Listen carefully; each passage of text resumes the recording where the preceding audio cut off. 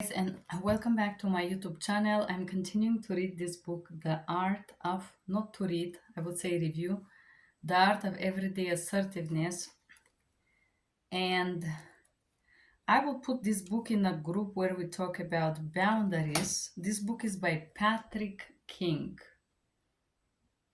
Patrick King, The Art of Everyday Assertiveness. This is a great book. I love this book. I'm gonna put it in this section where we review the books about boundaries. The reason why is because boundaries start with communication and with this specific type of assertive communication. What is So I'm gonna just start and repass what are the most important thing in my opinion in this book. Assertiveness requires a delicate balance, especially if you are new to it. You may have started on as too passive and take to swing to aggressive territory where you're robbing other people of their assertiveness.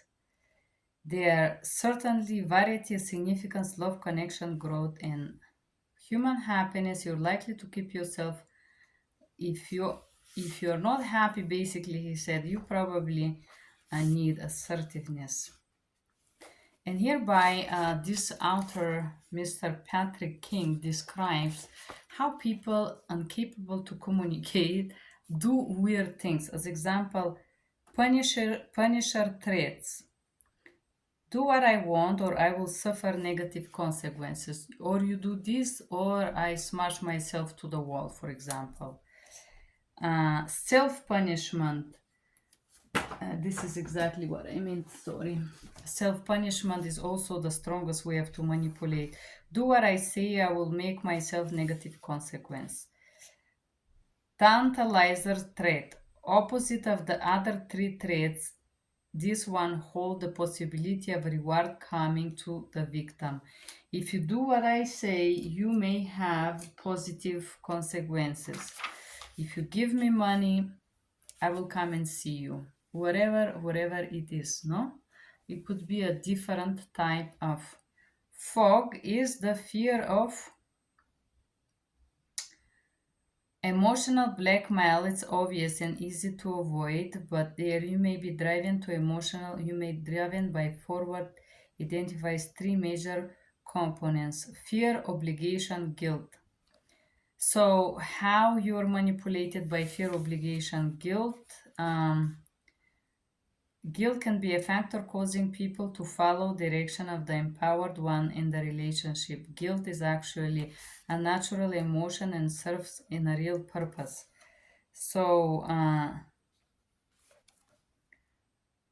fear, that fear something. Imagine what's scare scenario, you're gonna do things out of fear. Many victims feel obliged to their blackmailers. Perhaps it's because they feel a sense of loyalty. And guilt is the natural feeling that is somehow manipulated to make you do certain things. Additional factors that fear, obligation, learning to assert is difficult. You're not born with assertiveness. It's actually something that you have to learn. You have to learn to be assertive. I'm learning this myself. It's not very easy, but it's not impossible. Then nobody else will put you first. If you are unable to organize your priority, your needs, to make sure that you're in a good state, nobody else would do this. Self prioritization is the first step in this process is to prioritize yourself. If you're exhausted, you cannot help others. And talk about what is altruism and trying to helping others when you need most help. Self-compassion. To suffer with yourself, and self-compassion is when you accept your own suffering and show yourself love, empathy, acceptance, particularly in the future, or when you face a difficult time. I'm learning to be self-compassionate. Self-acceptance. If other people aren't going to put your needs first, you're certainly not going to be there to give you a reassurance and validations. Self acceptance does not mean that I am what I am and I'm not gonna work on myself. It's more accepting that you need to structure properly your priorities and prioritize your times and everything in your life in order to properly give and receive, basically. Your bills of right. It's your right not to justify your behavior. As you read the right described below, notice wherever any of them surprises you. And this one, I love this one. You don't have to give reason or give to explain, justify your behaviors. You don't. You don't have to apologize if you don't want to be social at the moment. It's your right to change your mind. Yes, it's okay. It's your right to say, I don't know. It's your right to be logical in your decision making. You don't have to follow some structure of other people, right? It's your right to decide which of other people problems you have responsibility to solve, or I would say you have no responsibility to solve other people problem. It's not your business actually. You may decide to help, but it's not your responsibility. It's your right to say I don't understand, and you do not have to understand everything. People are like acting so entitled. It's your right to say I don't care. Nobody else in your life will ever put you first. Self compassion is where you put your own feelings. Self acceptance is the knowledge that you're good enough, deserving, worthy of your own need. Write your personal bill of rights. Isn't that beautiful? How to ask of what you want and get it. Speaking up. I don't feel comfortable. It's very difficult to speak up when you fear reactions, and there is tons of reactions that people around here in USA provide us daily. The fantasy they should have known. In this portion, he talks that the unrealistic expectation that other people should know, unless we're talking about some kind of a sexual assault or violence. I think we speak our boundaries, right? Symbolic value. People fail to recognize symbolic value they place in certain actions. For some people is important and they presume that for others is as well. Expressing oneself is the best. Passive aggression. Uh,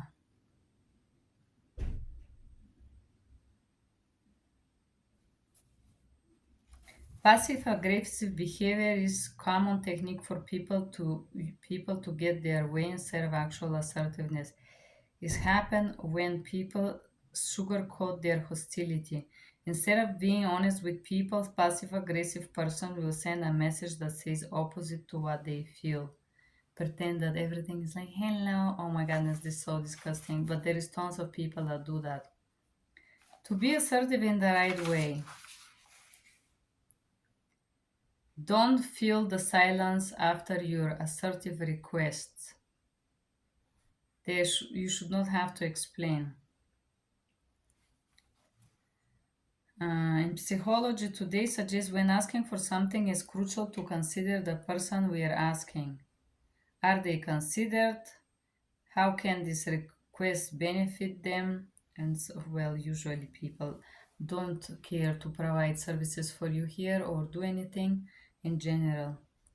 Likewise, assertiveness can flow from when you make requests convenient and easy. Clear options. Offer clear options. This is good one. Withhold notes and importance of asking when their real intention is specific. And if someone says no, you cannot control how to ask what you want. Okay.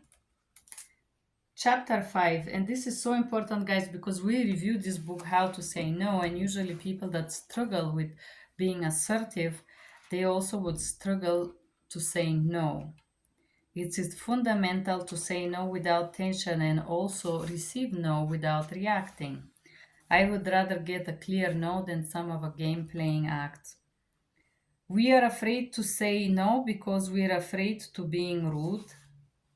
We want to be agreeable, so people like when we agree. We are afraid of conflict. We don't want to burn bridges. We like to be helpful. Can't versus don't. I can't do instead of don't. Rejecting categories. It doesn't matter how much example of your beliefs, examine your belief, maintain your personal space through your beliefs. Keep it simple, very nice. Keep it non-personal, very good. The problem with saying no is that a lot of people are not used to hear no, especially males in America. Females are too, I would say, agreeable here.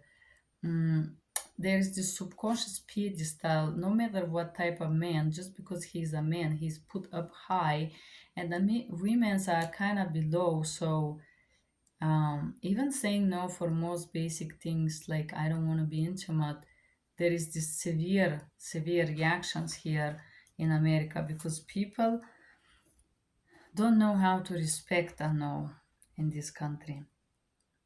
And we have then he talk about the need to please. Why is this need? Because as a child, we are trained as a children to be people pleaser by pleasing our parents. Everybody, in some degree, it's a people pleaser. Choosing and enforcing your boundaries. So your boundaries will base on your beliefs, basically. Difficult situation. Difficulties to address something. Toxic takers. Drain who is particularly damaging to unassertive people. People who will not take a no, basically. There's a portion in this book that talk about this. Takeaways. Boundaries become important very quickly to enforce, to assert your rights and defend against who would seek to take advantage of you. Toxic takers are epitome of those who would seek to take advantage of you, and they come in many forms: selfishness and non-reciprocation. People pleasing ends when you start to take control of difficult situation and become comfortable with confrontation. And I would say, I don't think every boundary set or assertive communication should be a confrontation, but shouldn't be a problem, a terror that you try to escape. Then, chapter 7, the instinct to apologize. Do you find yourself often, even situation, people would think sorry is on the tip of your tongue? And saying sorry sometimes appease people, especially aggressive people, because they're insecure. I think insecurity and aggression goes hand by hand. Hmm. For example, if I interrupt, I don't say sorry. I say I'm apologizing for doing it. I admit that I'm doing it and I'm apologizing because I know it's unpleasant. Portion about what's the first reaction you have when someone tells you no. For me, it's fine. Was advocating on your own behalf of limits in your family? Absolutely yes. When you were younger, what's the acceptable to speak and share your opinion? Absolutely not. What other major experiences shaped your traumatic experience? Don't apologize, be accurate. I want this. Avoiding conflict. Over apologizing also show that you are weak sometimes and people will press there. Be flexible, stick to the facts, when and how to apologize effectively. Don't make okay, I like this part. Don't make promises you can't keep. Don't defend yourself blaming other people to minimize what you did. Apologizing is the opposite of assertiveness. I think apologize should happen when you realize you have done something wrong and you regret, not when you want to manipulate someone with this. Men and women have different markedly different apologize.